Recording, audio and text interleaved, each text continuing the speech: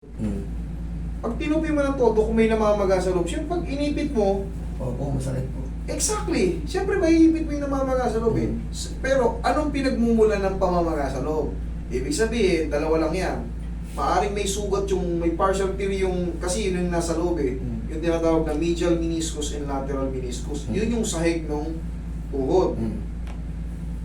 Ito yung tuhod oh. Kung mapapansin mo, may bakante.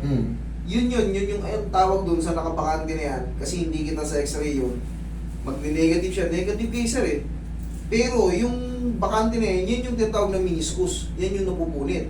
Mayroon tinatawag na types of meniscus tear, marami yan. Tapos, doon papasok yung twisted knee.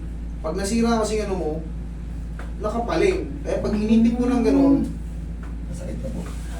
Tapos, nakakaba ko po sa kanya pag Pumayat nga po isang inihilod ganito ko siya sa ganito.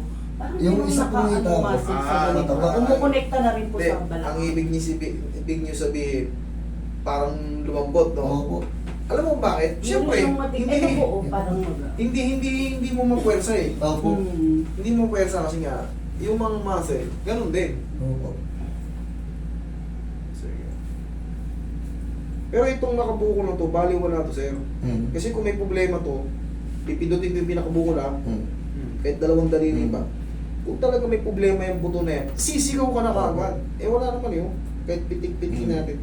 Dalawang daliring din. Okay, hindi yan part ng dislocation, nandun sa pinakagitna. Hindi raw makaupo si sir na ano eh. Yan po, hindi ko po may ganyan. Ito po kasi may Oo, tapos meron po siyang mga parang biglang galaw na masakit. ano, maano pa rin po yung tuhod ko. Bossing, ang kailangan mo ito is MRI. MRI. Para malaman mo, meron kasi ang tinatawag na ACL, PCL, LCL, MCL, PL, tapos nga yung medial meniscus, lateral meniscus, yan yung mga parte ng tuhod na nasisira. Pero ang very common, pag sa tuhod, pag hindi kayo nasa medical, na ACL na ko yan ang very common, ACL.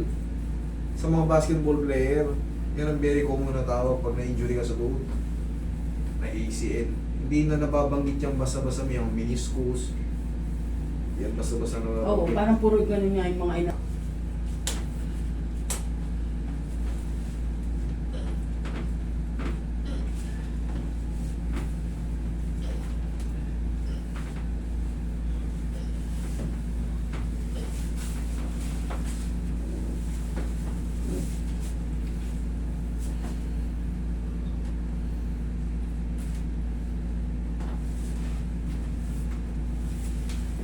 Straight. Relax na. Lambot lang. Isa pa. Isa pa. Thank you. Tingin bang baway.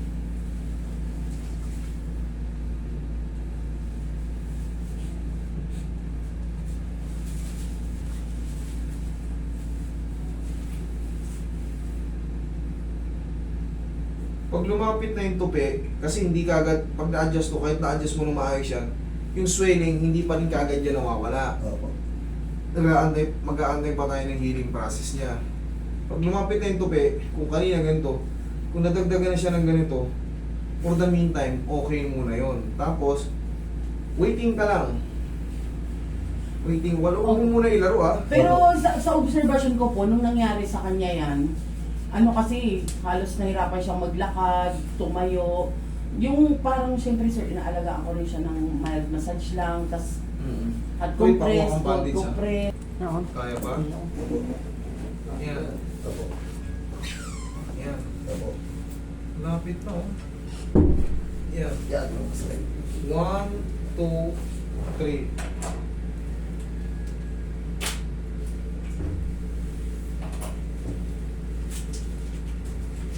Kaya pa? Opo.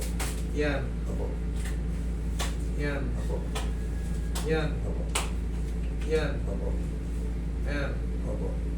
Yan.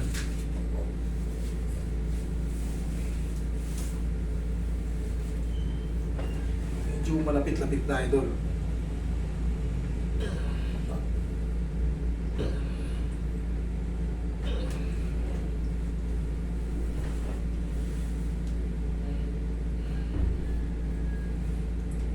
Malambot lang.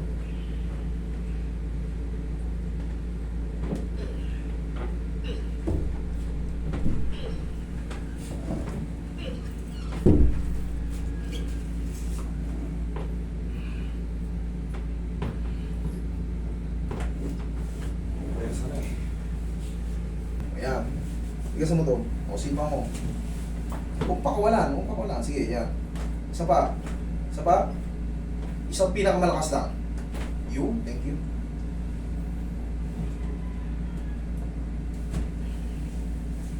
Testing mo nga. Sige nga, sinelas ka, idol. Chinelas ka lang. Tignan mo kung mas maganda ka. Talito nito. Medyo parang masakit. Medyo na lang. Medyo na lang. At least nagaganyan mo na. Hindi po. Hindi ba kaya? Oh, di kasalanan mo yan. Bossing, wala ka nang ibang aantayin dyan, waiting ka na lang. Kasi natira, nagaganito mo na yung. Ang mahalaga, mag-aantay na lang tayo, kumbaga, na natupi na natin. Opo. Antay-antay lang tayo ng mga 1 to 2 weeks siguro. Ay, 1 to 2 months para makabalik ka sa laro. Tapos pag maglalaro, maglagay ka na ng e-support. Ha? Opo. Okay? Pero Thank you. ano pong